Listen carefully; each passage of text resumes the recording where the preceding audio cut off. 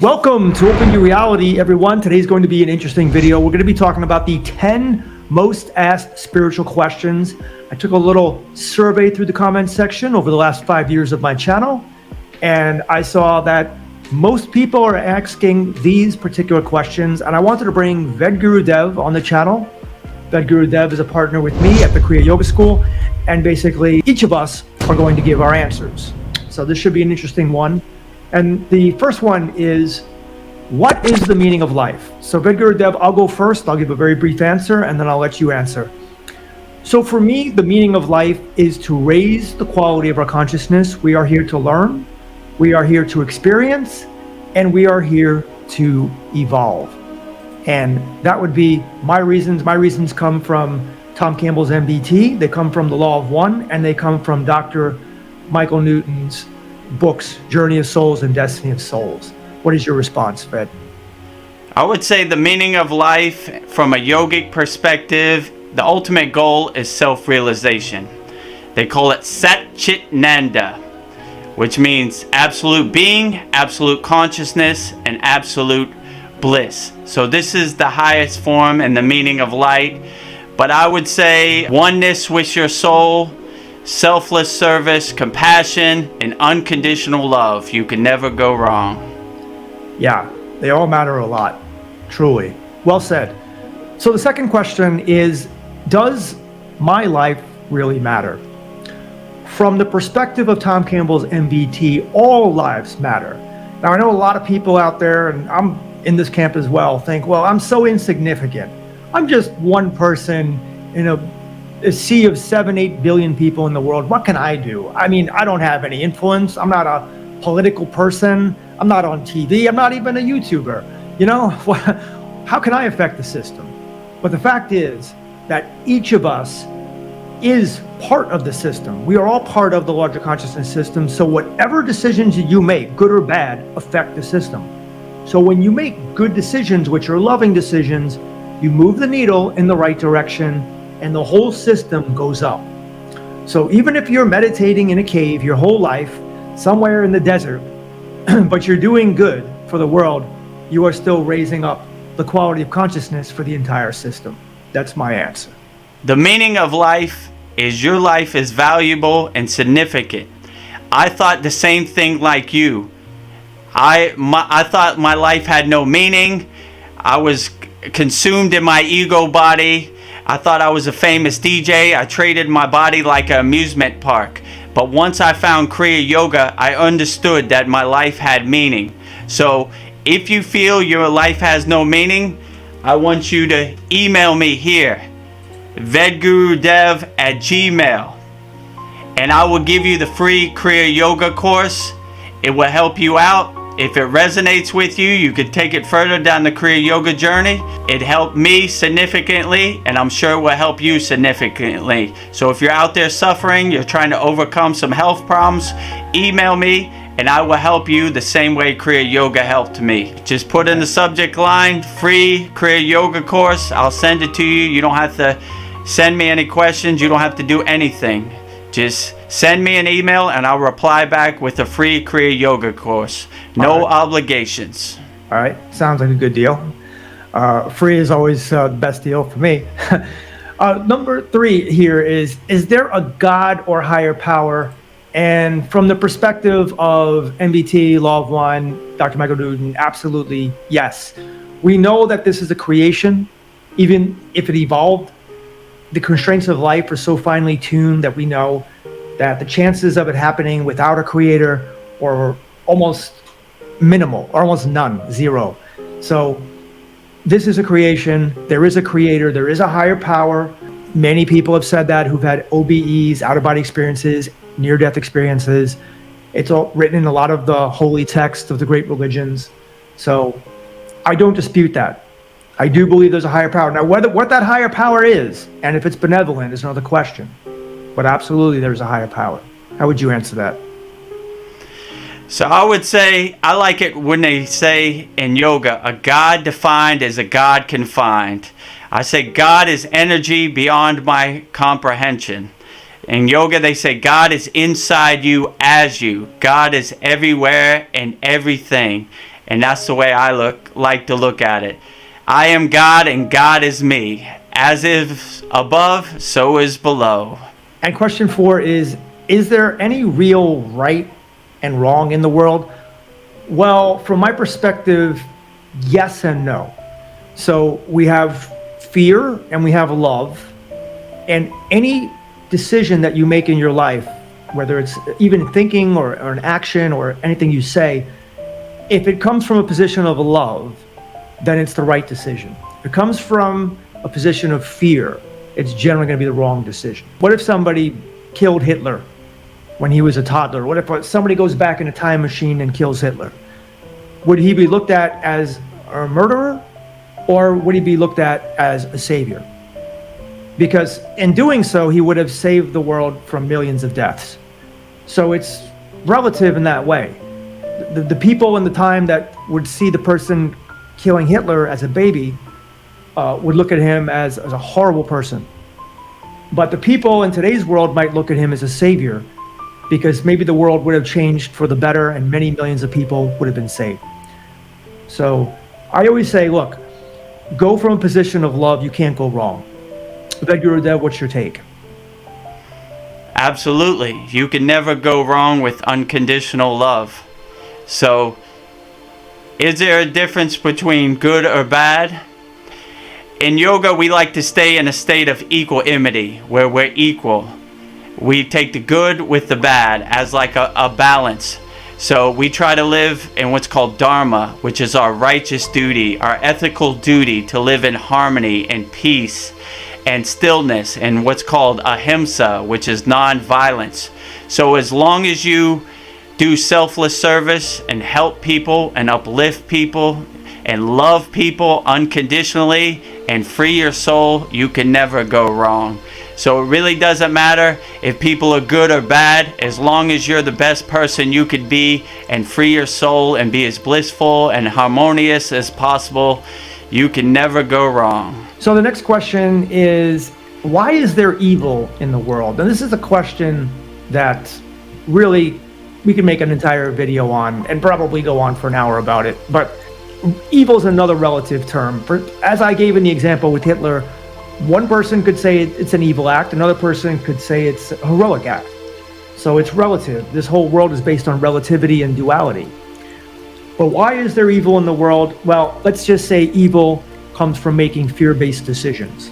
So anytime that you do something that has repercussions, arguments, you cause violence, you do something to hurt somebody else, these are all fear-based decisions. And that's why there's evil in the world, because people are acting fear-based. And the reason we act fear-based is because that's our nature. The nature of most souls is fear-based, and we are leading up to becoming more loving. And that's why it looks like there's so much evil in this world, because we have a lot of beginner souls here. I don't want to go too far into it. Vedagurudev, what's your response? I agree with you. A lot of people are vibrating in a fear frequency. And I understand. I was definitely vibrating in a fear frequency before I came on the path of Kriya Yoga. So once you come out of that and overcome a fear-based frequency, and you uplift your your frequency of fear, then fear cannot hurt you no more. You laugh at fear like the joke it is. One of the best quotes Babaji said in the voice of Babaji is, "Death is a joke to me. I am the death of death." So when you're able to step back from the TV as a detached witness and look at fear like the joke it is, you laugh at the Wizard of Oz like the fat, bald dummy he is behind the curtain. Toto, pull the curtain. That's not a real God. That's a false God. That's a fake God. So why should I be scared of the Wizard of Oz? He's just a fake guy with a bald head and a fat belly. He don't scare me at all. For those people who don't know much about the yogic system and Kriya Yoga, you mentioned Babaji. Can you just briefly let our viewers know who Babaji is? And you said voice of Babaji? Is that what you said? That's the book where he said that. Babaji is this deathless, immortal guru right here. And he is the fountainhead of Kriya Yoga. He is the the main pointer we look towards, somebody who has transcended their physical body and reached a state of immortality. And that's a state all yogis and all Kriya yogis wish to attain. So Babaji is our pointer, and we look at Babaji. Babaji is me and I am Babaji. So there's no duality, there's only oneness. I don't think Babaji's over here and I'm over here. I think Babaji is here and I am here. Oneness with Babaji, oneness with God, oneness with your soul. Non-duality. And the next question we have is one that always sparks debate in the comments section, and that is, do we truly have free will, or is everything deterministic and we simply appear to have free will? I've had many guests on my show, from Billy Carson to Neil Donald Walsh to Tony Sayers, and also, and I know you like to watch Tony, so pointing you out, and you'll be back, and Howdy Mikowski. And she just announced now that Howdy Mikowski will be on the show for sure in early July. But I've asked all of these great figures, do we truly have free will? And it's been a mix. And a lot of them say, we have free will in the minute-to-minute decisions we make, but overall, on the grand scheme, in the whole annals of time, everything is kind of fixed. So that would be the answer that I would give as well. We have free will in our minute-to-minute lives, but overall, and I know Tom Campbell would disagree with this. Tom Campbell doesn't believe that there is any determinism in the universe, but I'm beginning to think that things are deterministic on a larger sense. What about you, Vedagurudev? What do you think? I think it's a little bit both. I like what you said. In this moment-to-moment awareness, we have free will, but maybe in the grand scheme of things, it's like wrestling. It's predetermined. So it could be a mixture of both, or it could be one or the other. I'm not really too sure. But I would just say that you are sovereign and you have the choice to make whatever you want to do with your body. So don't give anybody the power to make choices for you. You are sovereign and you make the choices for yourself. So you have free will what you do with your body. Outside your body, you have no control over that. So there's no reason to even worry about anything that happens outside you. Yeah, good answer. So we're up to question 7 or 8, I believe. What does it matter with the numbers? But this question is, why do bad things happen to good people? Now, this is something that I've recently talked about on my show in context to Eric Dubay, who says that no good deed goes unpunished, and other, aphorisms like that. And the point of this is that if we were living in a benevolent system, then good deeds would go rewarded with good karma. But it seems it's not like that. We see a lot of people that are very good people in the society, and they end up meeting a death that's, let's say, well, look, all deaths are fateful. Some of them are painful. So why do bad things happen to good people? Well, Tom Campbell would say that's just the variability of the system, the randomness that happens. It's not always a divine plan. So I'll leave it at that, and I'll let you answer this one, Vedagurudev. I look at all so-called bad things as an opportunity for you to overcome and uplift yourself. And be unattached to it. Just be the detached witness the movie, laugh as a joke it is. Like I say in my live streams, if you want to dance, let's dance today. I like in the Bhagavad Gita when Krishna says, your ego is always hiding behind that tree over there. This is kindergarten for me. I like in yoga, they say every day is a test as a yogi. Every night you go to sleep, you die and wake up brand new. And for all those people out there suffering, make sure you email. I'm here to help you. If you're suffering or you have any kind of problems, email me and I'll send you my free Kriya Yoga mini course. We go into how to sit like a yogi. We go into how to breathe like a yogi. We go into how to do mantra japa, how to meditate like a yogi. So if you have even 1% of interest in Kriya Yoga, send me an email and no cost to you. I will send you my free Kriya Yoga course, and you could see if Kriya Yoga resonates with you right there. Vedagurudev@gmail. My gift to you, for all those people that are suffering out there, I want Kriya Yoga to help you the same way it helped me, because I love you, and I want you to be the best person you could be out there, YouTube viewer. So the next question is, how would you define consciousness? And I would define consciousness as information. Like Tom Campbell says that consciousness is an information system, and it's a digital information system at that. Consciousness for me is awareness. It's love. It's memories. It's having goals, dreams, ambitions, preferences. This is all consciousness, being aware. To me, that's consciousness, and whether you're conscious on the earth plane or in the astral plane or in some other place, that's our awareness in whatever virtual reality, simulation, construct, or Maya illusion, however you want to say it, is. So what would you say to that, Vedagurudev? I like when they say in yoga, consciousness is being aware of what is aware. It's like cognitive absorption. So it's basically being one with your soul, being one with your higher self, vibrating on a higher frequency, self-realization, self-awareness, bliss, ananda.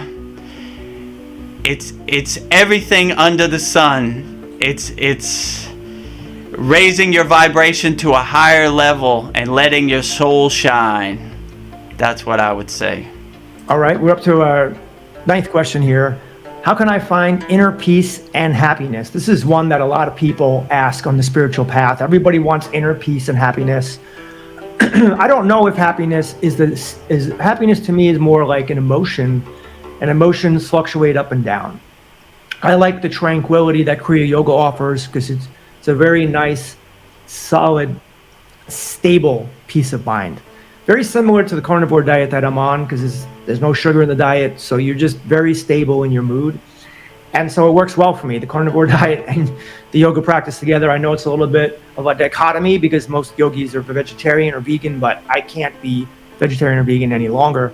But I do find, oddly, that the carnivore diet and yoga go well together for me. So I would answer this question by saying that you can find inner peace and happiness through knowing that we are in a system where if you make loving choices and you think about other people more than you think about yourself, you will be well taken care of. This is a quote that I say all the time. Paramahansa Yogananda, who wrote that autobiography of a yogi book, said, "Seek spiritual riches within. What you are is much greater than anyone or anything you've ever yearned for." So you have the spiritual riches within you already. All you need to do is be more selfless. Doesn't mean you have to be absolutely selfless. Just be a little bit more. Be more loving, be more grateful, and I just admire the beauty I see all around me. That's all it takes is for me to be on my bike, just seeing the greenery and the lakes and the blue skies. I actually can't be more happy than that. What about you, Vedagurudev? I would say happiness is inside you as you. Once you cultivate these Kriya Yoga practice, they help uplift you and they help enhance your happiness and meditation and give you a more harmonious life, a more blissful, happy life. We have a very powerful meditation where it helps you find your happy place. And you realize happiness is not outside you. Happiness cannot be bought with money. It's inside you as you. And all you have to do is close your eyes and you could find your inner peace, your stillness, your happy place anytime you want. Just close your eyes wherever you're at and you can make your happy place as blissful and as happy as you want. And anything can happen in your happy place. And negative thoughts and emotions are not welcome in your happy place. So to cultivate inner peace and happiness, just close your eyes and go to your happy, still, blissful, harmonious, peaceful place. And we are up to the last question. This is one that obviously is going to be a big one asked in the spiritual arena. And that is, what happens after we die? Now, I can't say with 100% certainty that I know what happens after we die because I haven't died.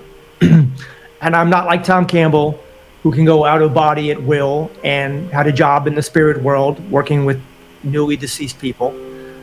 But what I can tell you is from MBT, from the Law of One, from Dr. Michael Newton, and from the countless NDEs that I've listened to on YouTube and reading books, I can tell you that consciousness definitely goes on, and it's a seamless process. The body, the physical avatar, expires. Consciousness is still there. Consciousness just rises above the body. It can look down. It can see the body. It can see other people. And then eventually it will go through the tunnel, and it will go into a transition reality, and then it will eventually enter into the spirit world, and it lives a life there.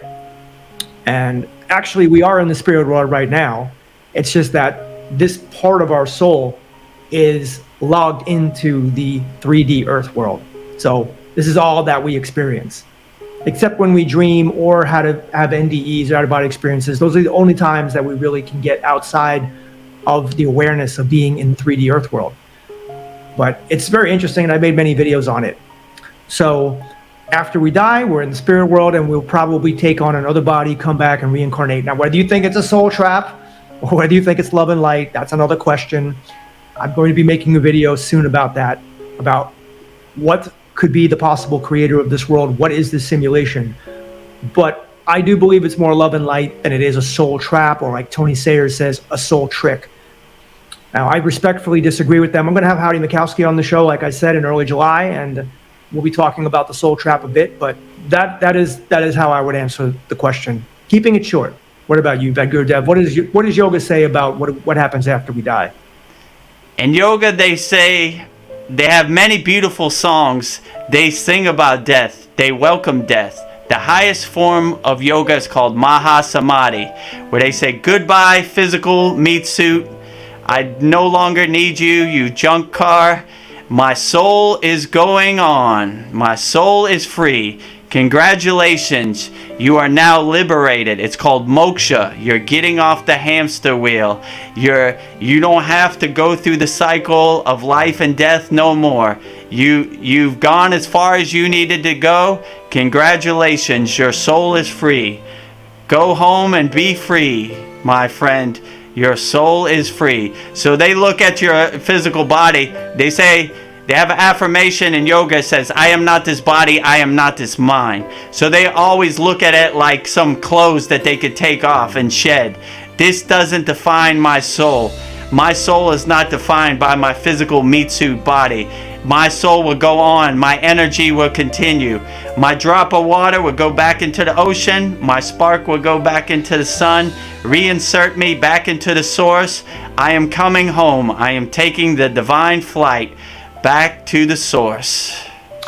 Yeah, there's an awesome book about that. I've made videos on this channel and my other channel, Bend the Spoon. It's called Graceful Exits. I think it's something like 100 Ways That Great Beings Die.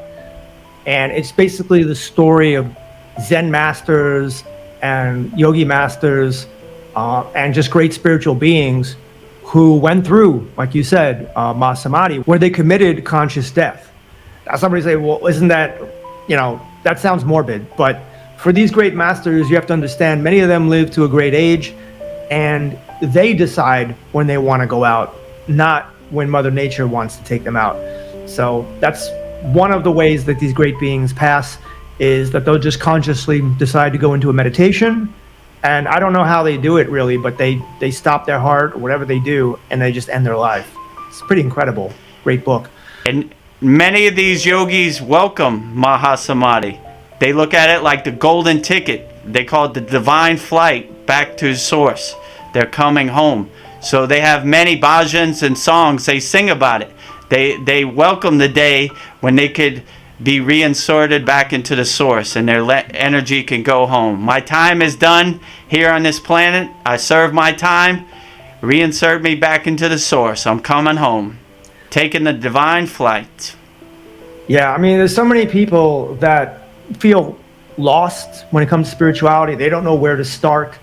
And I think Kriya Yoga is a great system for them to put them on the path to getting started. It gives you a full system and explains what to do. That's why I like it a lot. It's very practical. Yeah, so if you want that free course, that we put together. It's totally free. There's no obligation. Just email Vedagurudev. It's vedagurudev@gmail.com, like you see it on the screen. We'll put his email address in the description as well, just in case you're listening or you're driving in your car or something like that. So, and if it could work for me, it could work for anybody. Believe me, I'm no ascended master. I have no yogic history in my family. I treated my body like an amusement park. I'm the worst yogi that ever lived. So if Kriya helped me turn my life around, whatever health problem, whatever suffering, whatever emotional problems or mental problems you have, Kriya Yoga can help you. All you got to do is give it a try. Send me an email. I'll reply back with the link to the free course. Try it out. If it works for you, continue on the Kriya Yoga path. If it doesn't work for you, find something that does work for you. But don't continue to suffer in this life. Find something that helps you overcome your suffering, helps you overcome your physical pain. Many students in our school have overcome cancer. After 2 months, they're able to sit in full lotus position like I am sitting now. They have overcome mental, emotional problems, and we have many techniques how to detach, and just give it a try. That's all I ask. It's perfectly free. You have no obligation. It doesn't cost you anything. Just send me an email, and I'll reply back to you with the free course. You never know. You might be the next Kriya Yogi. Well, you didn't think you'd be a Kriya Yogi. You went from world-class DJ to Kriya Yoga master, so, you know. I definitely didn't think it was possible. So if I could do it, you could do it way better than me. And I encourage you to do it way better than me. So I'm living proof that if I could sit like this and I could go through the techniques, it's for everybody and it helps everybody. Well, I think we answered these 10 questions. Hopefully the viewers found it valuable, and we hope to see you in the future. Vedagurudev will be back in a live stream soon. Subscribe, and see all you guys in the next one. Peace.